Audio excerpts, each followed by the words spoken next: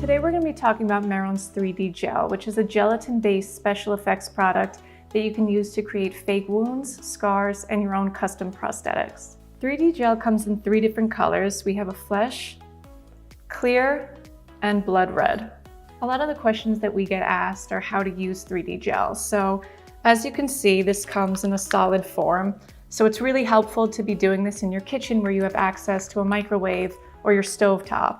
If you're going to be using a microwave, you can put the bottle of 3D gel in at 10-second intervals. What you want to be careful about is not overheating it because the bottle could melt because this is plastic. So what I recommend is to remove the cap. You can place this in at 10 seconds. If half of it is liquid and the other half is solid, you could put it in for another 5 seconds, but check it. Once everything is liquid, you can shake the bottle up and then begin to use it. If you're using the stovetop, you can boil a small pot of boiling water and place the bottle right inside of it. So I like to fill it up to the bottom of the cap here and just wait until everything's liquid. So I just heated this bottle up for about 10 seconds in the microwave with the cap off.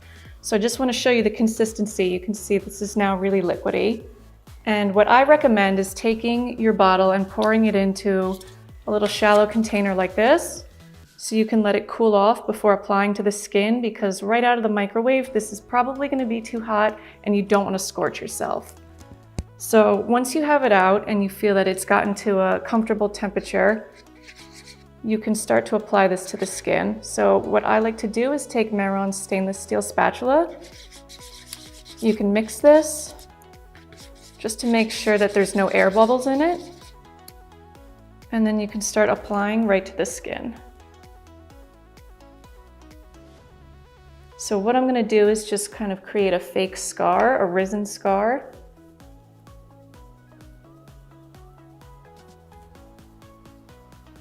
And you can layer this on if you want it to be thicker, if you want it to be more risen.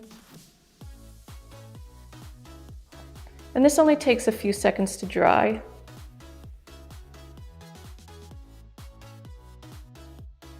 So you can see that this is pretty sticky and we want to get rid of that sticky texture. So we're going to take Mehron's color set powder and Mehron's fan brush here and just get a little bit onto our brush and put this right over the 3D gel. This is also going to help to mattify it because it was pretty shiny, and help prep it if we're going to paint it to make it look a little bit more realistic.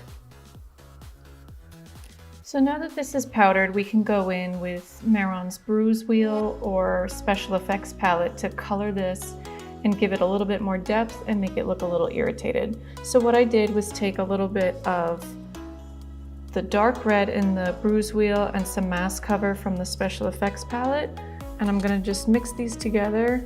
You only need a little bit because this is very pigmented. Just gonna mix them together just to mute this shade of red a little bit because it's very strong.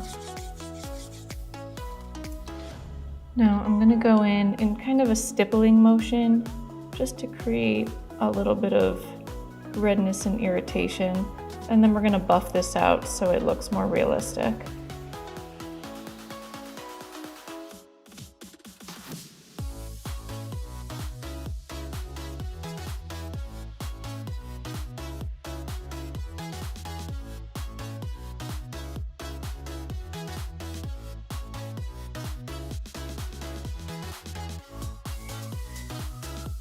So this is the 8-ounce slab, and a lot of people don't know how to use this, so I'm going to show you.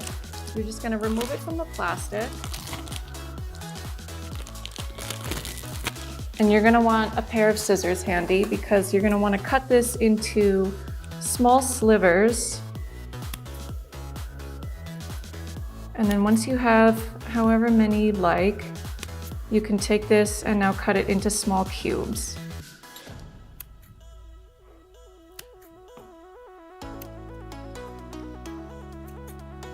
And what you're going to want to have handy is another microwavable safe bowl or a small container like this. You're going to place your cubes in, and then you can microwave this again for maybe 10 seconds, 15 seconds until this is liquefied.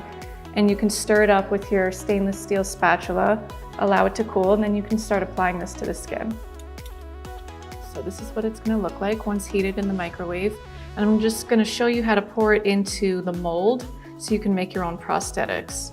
So what you want to do is just pour this very evenly and slowly to let it fill into all of the holes of the mold. So when you're taking it out of the mold, you want to lift it evenly and very slowly. You want this to have set usually a few hours. If you have more time than that, it would be great if you could leave it overnight.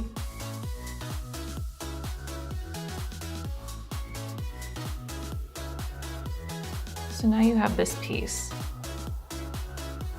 Once you take this out of the mold, you're going to want to powder this down again because this is very sticky, and you want to be able to paint this.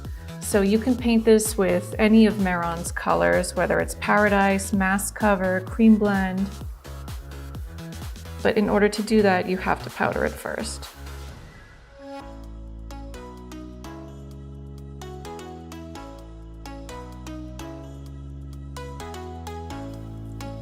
So there you have it. Now you made your own custom prosthetic.